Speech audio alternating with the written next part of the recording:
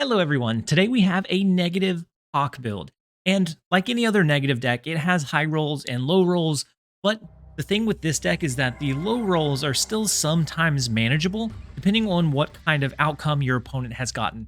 If they are doing relatively well, you might not be able to come back from a low roll, but you can still be competitive if they haven't hit their really good play lines. So the main idea with this list, with any negative list, getting a Zabu into Mr. Negative on 3 is huge.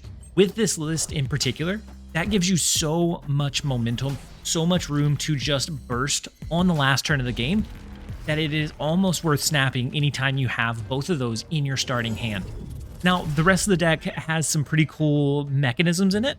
So we have the Korg and Rock Slide to help buff up the Hawk, or double Hawk, or even triple or quadruple Hawk. If you hit a particular playline of like Hawk into Mystique into an Arnim Zola, you can potentially have, I guess, 3 Hawks on the board, which still are going to be incredibly massive. And you may look at the Rock Slide and think, well, that's a negative flip if it's in your deck whenever you hit Mr. Negative. That's okay. Most of the cards, once they are inverted with Mr. Negative, are going to be 0 cost. So sometimes we're still going to be able to play the 6 or 5 cost if we get Zabu Rock Slide, along with our resources to really burst on the last turn of the game. Now, if we don't get the Mr. Negative line, still a Zabu into a Rock Slide, into a Hawk, into a Mystique, into an Arnim Zola is still a phenomenal line. We're also running the Adam Warlock today. And what the Adam Warlock does for us is be able to make our Hawk more effective than the opponent's. So if they have a Hawk of their own, if they have a Super Scroll, we're going to be drawing through more cards than they do, and so their Hawk or their copied Hawk from the Super Scroll is going to be less impactful than what ours is. Plus, it's always great to get your additional resources, especially after the Mr. Negative comes down. If you can draw into the rest of your deck, fantastic. That's going to give you so many playlines and so much opportunity to find a way to win. Now, if you don't get the Mr. Negative, you can go with like the standard Zabu, Rock Slide, Hawk, but that's much less impactful. And overall, I've had a blast with this deck, but true to any Mr. Negative, it is going to have swings. You're going to have to play it patiently and then snap aggressively whenever you do have that advantage. So if you know that you're going to be dropping an inverted Iron Man into an inverted Arnim Zola all on the same turn along with like a Mystique, snap into it, especially if maybe they have initiative and you don't have to worry about an Enchantress. You can just really lean in and surprise people with how much burst and how much reach you're going to be able to have. And so we're going to go ahead and jump over into a couple of games. I hope you guys enjoy. All right, next up we have Mango Muncher 47. What a wild and what a nice name. They have the Hitmonkey avatar. I don't think you can get paid avatars as a bot, but we're going to snap on him. We have the Zabu. We have Mr. Negative. Now, I mean, he is kind of fantastic. Whenever he works so well. We have Mr. Negative for turn 3, and that's going to give us so many potential lines. Unfortunately, we do have a couple of our great inverted cards in the Mystique and Zola already in our hand. And so it's not as big as, oh, we draw into Iron Man. No, we don't want to draw into Iron Man. All right, so we're going to go with the Mr. Negative into Mojo World. As long as we can cap that location out, we should be okay. It shouldn't matter that it has a negative power. Now they have the Agent Coulson. Oh, that's so bad for both of us. I mean, at least, oh, well, hold on. On the surface, that is terrible. In practice, though, what if we were to do something like, I don't know,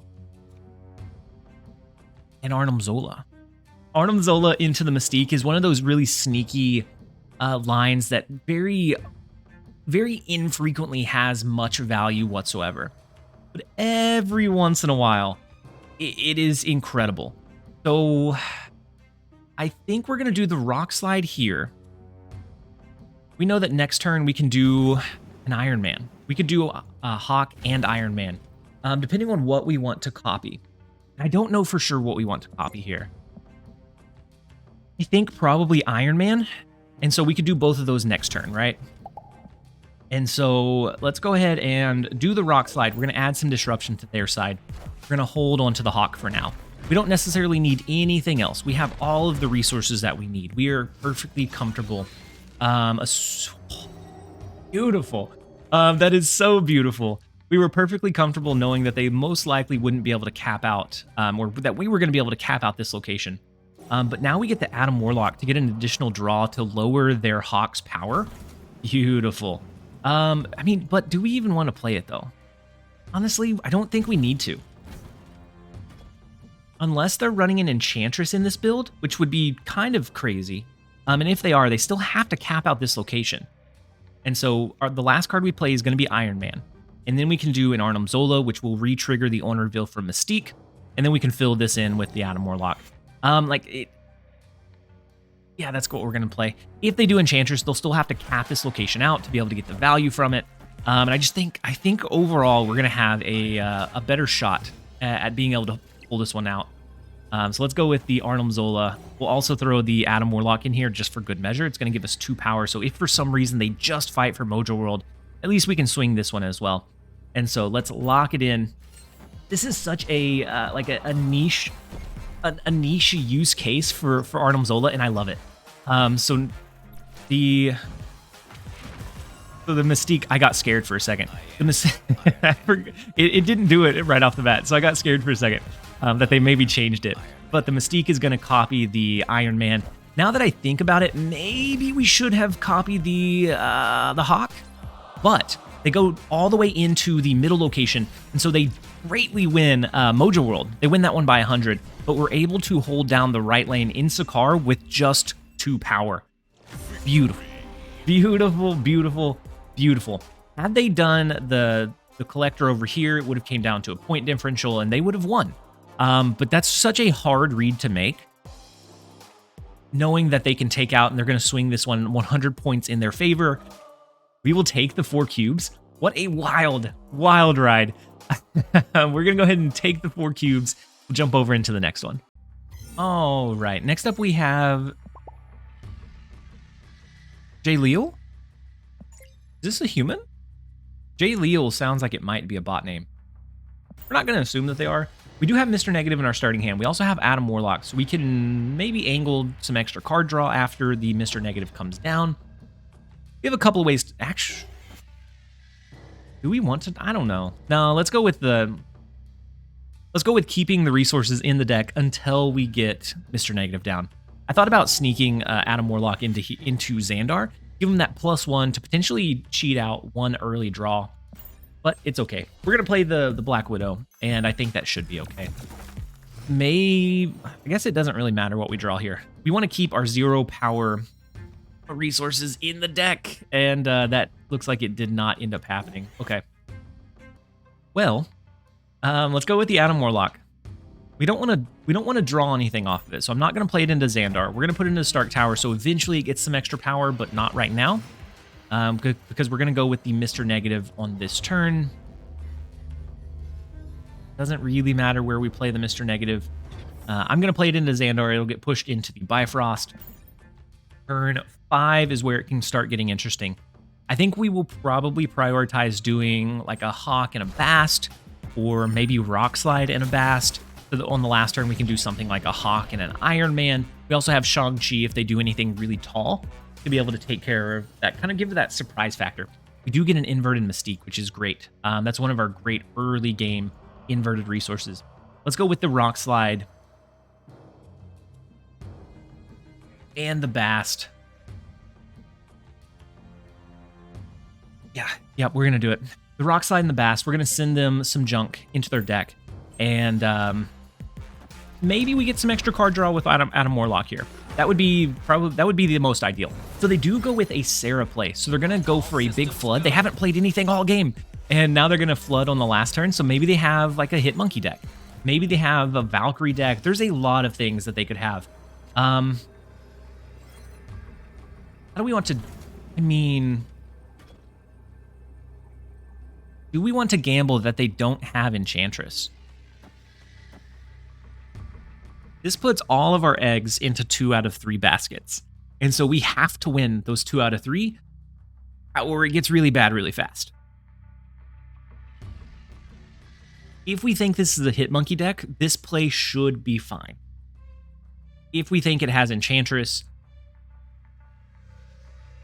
I don't know. It doesn't. It gets kind of sketchy.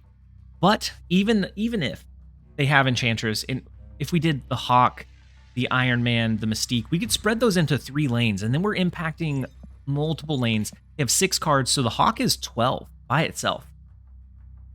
Let's do that. But they could have that would be such a specific read to do a Shang-Chi and an Enchantress in the same turn. Let's do the Hawk, the Mystique to copy the Hawk. We're going to do Iron Man over here to help win this one.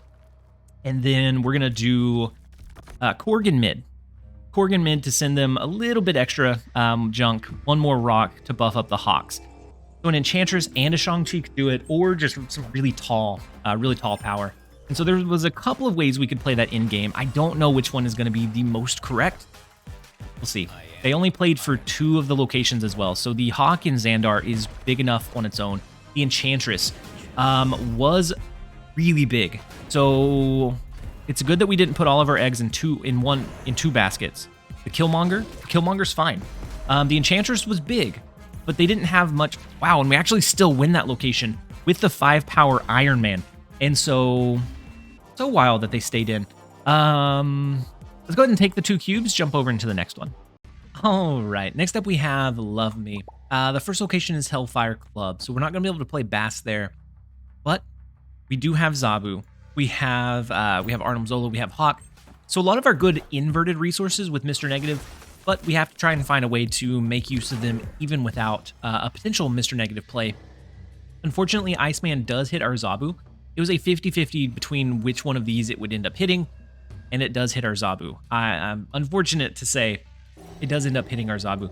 Let's go with we're going to go with Adam Warlock here. Typically, we don't like to draw into a lot of additional resources, but for some reason, I feel like this is not going to be a Mr. Negative game. I feel like this is going to be like a cheeky Arnim Zola play line to be able to make a couple of things happen. Ugh. And then the rickety bridge is brutal here. How do we overcome that? I don't think we do. So I think we just do Zabu. I'm very quickly changing my tune. I think we do Zabu. We didn't do Mr. Negative into Rickety Bridge on 4. That leaves us with the potential to do like an Iron Man plus Arnim Zola on the last turn to really put a lot of power here, knowing that this lane is going to get destroyed. And so the Adam Warlock does help us draw some additional resources, but it's only going to be for 1 turn because now the Rickety Bridge is going to do what it wants to do the best and destroy us. Not before Adam Warlock triggers 1 additional time, though, unfortunately. So let's see. Do we dodge? Oh, beautiful. We do dodge.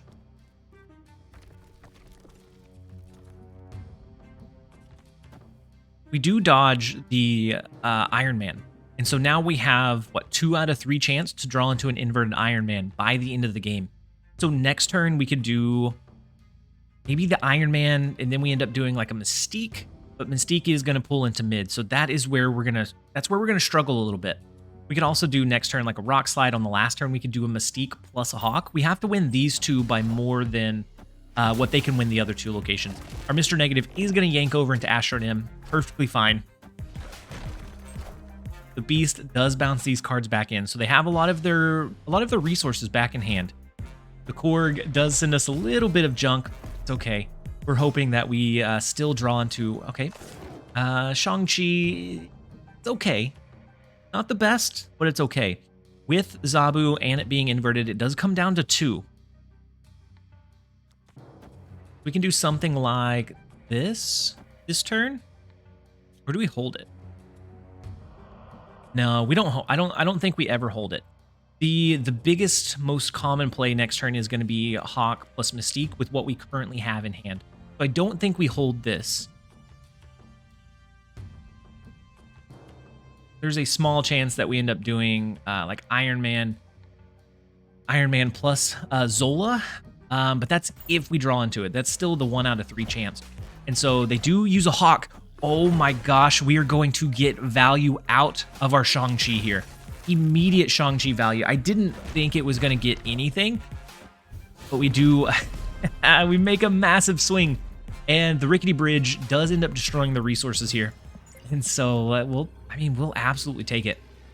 They absolutely obliterated us with the with the Iceman hitting our Hawk this time around, unfortunately. So let's do something like this. We just have to beat what they have. I much rather would have done something like a Hawk plus a Mystique. That's okay. We're going to make sure that if they invest any resources into the Rickety Bridge, they get destroyed with the rock from the Korg. This hopefully is enough. We know that the biggest resource that bounce decks typically have is their Hawk. They do have 2 demons, so we know that they at least have 12 power here. It's a little sketchy. They could have a Hit Monkey as well, which is also very, very scary, but it is what it is. So the Bishop comes down. It does pull into Astrod M. Let's see. Okay, the Mysterio after the Bast is big. So all of those are 3. They buff up the Bishop, and then a Demon comes down. And so can we beat them by more than they beat us? The good thing about this, yeah, we do. We do overcome that power level. Wild. We do end up getting the Mr. Negative. I didn't think that was going to be our line, but with the Adam Warlock, we, one, reduced the size of their Hawk. So if Shang-Chi had not hit it, it's only a 4 power play. We just got very fortunate that it did end up getting set with Bast. We were able to destroy it before it dropped below that Shang-Chi limit, and we will absolutely take it. Let's go ahead and jump over into the next one. All right, next up we have Conscious Ernal. The first location is Dark Dimension, so we could always hide some inverted resources there, or just regular resources, to have them moved by the end of the game. We do start out with Bast in case we draw into Zabu. Drawing into Zabu here would be massive, but we don't. Unfortunately, we don't. I don't want to use Adam Warlock just yet. I'd rather save it for a rainy day. I'd rather save it for after we drop our Mr. Negative. So we're going to go ahead and do the Black Widow. Wait. So this man is consciously running Angel, for 1. For 2, what? He had a 1 out of 4 shot. 25% chance there, and we just whiffed it so hard.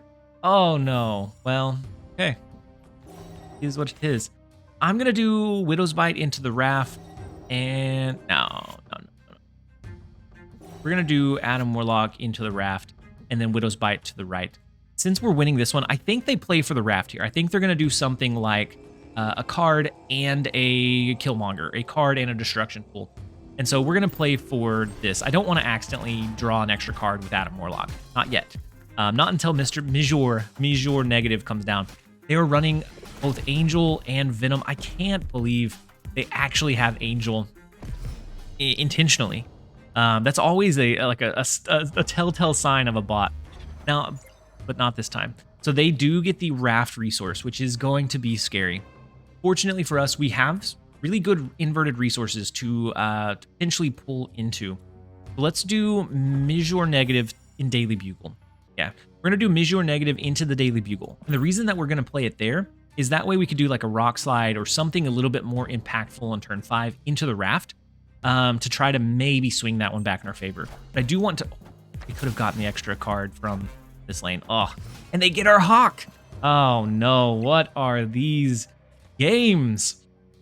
Oh no. Well, we could have gotten the extra draw from the raft by playing Mr. Negative over there, but we absolutely whiffed it. Unfortunately, we have the same amount of cards. They're about to have a little more in their deck, but we're going to do Rock Slide into the raft. Hope for something massive. Hope we can draw into 2 resources. Hope that we draw into both Iron Man and Arnim Zola. Mystique and Arnim Zola. Iron Man and Mystique. Some kind of really big outplay. And so they do a Deadpool into the raft. We get our Shang-Chi, so we could always use that into the Hawk lane, potentially. We also get our Arnim Zola, so 2 decent resources for us. They have 6 cards in their hand. How do we want to navigate this? Would we rather do this? That gives us 8 power here and 12 in these 2 lanes. So that's a 32 power last turn play. Formidable. That's not terrible. They could have, I don't know what they have here. Their free resource? Oh well, we're gonna do it. We're gonna assume that we're able to outpower whatever they have here. We're hoping. We're doing a lot of hoping. They have the lead though. So let's do it about the same, but different. Let's do it this way instead. I'm gonna copy the Shang-Chi. we're going to take whatever their big resource is and just destroy it. We know we're going to destroy the Hawk. Maybe we destroy something big here as well. Maybe they do an Arnhem Zola and they move the Hawk here.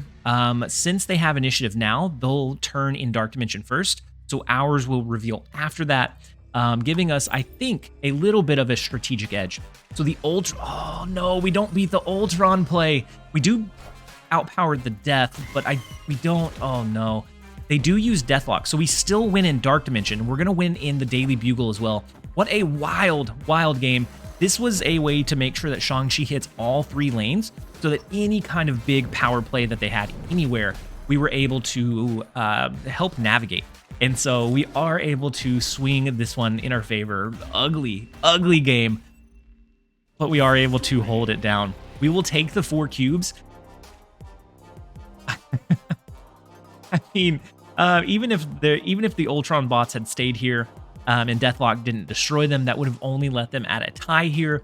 We would have won the point differential afterwards. We'll take it. What a wild game. Let's go ahead and take the 4 cubes, jump over into the next one. All right, next up we have GRT. The first location is Camp Lehi. It gives us Kingpin. We might actually play it on 3, depending on what else we draw into. Ideally, we get Zabu, and then we could play our Mr. Negative on 3 into Warrior Falls to make sure that it gets destroyed, but can't always get what we want. So the Hood comes down. We go ahead and send them the Widow's Bite. They send us Hood with Viper, so it's a junk-style deck. Unfortunately, that can be pretty tough to fight into or fight against. I'm going to go with Korg here. I'm going to go with Korg into Warrior Falls. I assume that they play the Widow's Bite into mid. That's where I would play it so that it makes sure that it gets destroyed. It doesn't clog up your side while clogging up the opponent's side. While resolving it and getting it out of your hand. They play the Maximus from the Camp Lehi. And so we still don't have Mr. Negative here, unfortunately. But what we do have is a resource in Warrior Falls. I'm going to go ahead and do our Rock Slide. This is going to end up not being a Mr. Negative game. It's just too late to be able to potentially play it. So they do play Polaris, moves our card over. This lane is probably a loss at this point. We have quite a few cards left. Let's go Hawk into Warrior Falls. If they don't clog us in Camp Lehi, then on the last turn, wow, a Doc Ock is really bold here. It pulls some resources. I'm not gonna say good, but it pulls some resources. We could potentially get a double Iron Man, but Iron Man, the second one, is gonna get destroyed here. Oh my gosh, it hits the Rock Slide, which then further buffs up our Hawk. Wow. Okay. So as long as we can win this lane, we're okay. I mean, we could do Shang-Chi here. Let's do something silly. We're gonna do the Mystique, we're gonna do the Shang-Chi. They could have a Shang-Chi of their own. In which case, maybe the Shang-Chi here can help make sure we tie this lane. The Mystique here is going to help us just elevate drastically with the Iron Man play. So that's what we're gonna lean on. Ooh, they double down in Titan. Okay, so oh no. So it turns out that the Shang-Chi here would have been huge, but we have Iron Man, so we still win. Doc Ock is so scary. This is one of those games that it should have been very tough for us to win.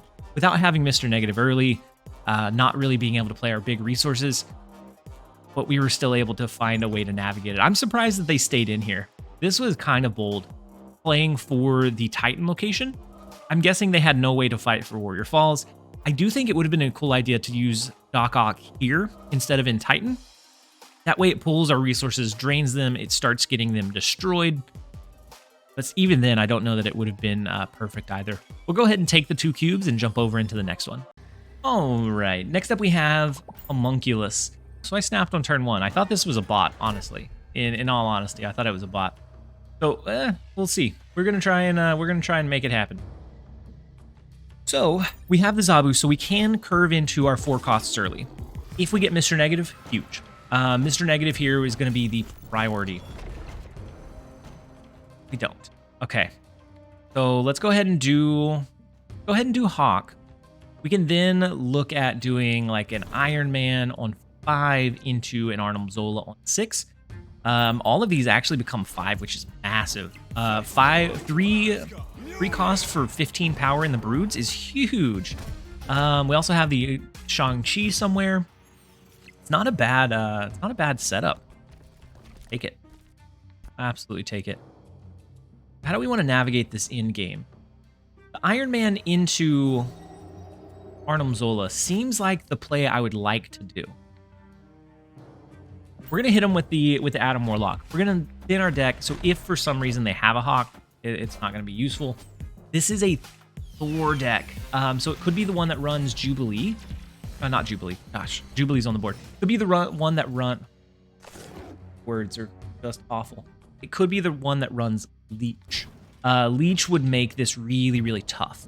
So we do have our Iron Man. We have Arnim Zola, but depending on where they play or what it looks like they're fighting for here, it might be that we end up doing like Brood into Mystique in one of the lanes. Brood into Mystique here if we get the feeling that they don't have a counter card. Massive. And so the Lockjaw rotation comes in, the M'Baku, which I can't ever justify doing the M'Baku. They hit us with the Iron Man. So now the Mijor negative is off the table. That is no longer a potential play line. We could do the Shang-Chi. I feel like this is it. It comes down to if they have a counter card or not. If they have teched in like an Enchantress, a Shang-Chi, then all of a sudden they're going to just wipe us out. If not, then we have a huge benefit in the Mystique copying this and then the 15 power Brood, which is just insane. We can hope, right? We have a hope, we have a prayer, and we're going to send it. I now feel a little bad because I think they probably saw our Thor video, and I snapped on turn 1 on them. I feel a little bit bad. I do hope that they retreat. Okay, Dr. Doom is... All right. The Wasp, why didn't we rotate the Wasp?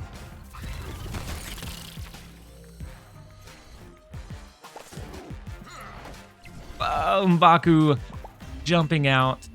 We will take the 4 cubes. I now feel bad for snapping on turn 1. I've had some time to think about my actions. Homunculus, this is my personal apology for aggressive snapping. It's not that I snapped because like we had Mr. Net in hand. That I can justify. This was just I snapped before I saw the location. I apologize, Homunculus. Let's go ahead and take that 4 cube, and that's our sign that we're going to end for today. I hope that you guys enjoyed the video. Overall, a bit of patience with this deck. Just like any Mr. Negative deck, it has incredible high roll potential. It also has the Adam Warlock to be a little bit cheeky and like drain how many cards you have in your deck, so that if the opponent is running a Hawk of their own, you get a little bit of upside, a little bit of benefit over what they have.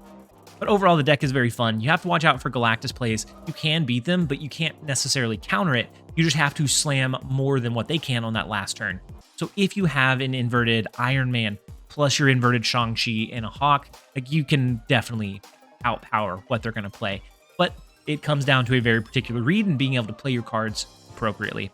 But overall, we're going to go ahead and end the video here. I hope that you guys enjoyed it. If you did, make sure to give it a like and a comment down below. As always, this has been TLSG. Later, guys.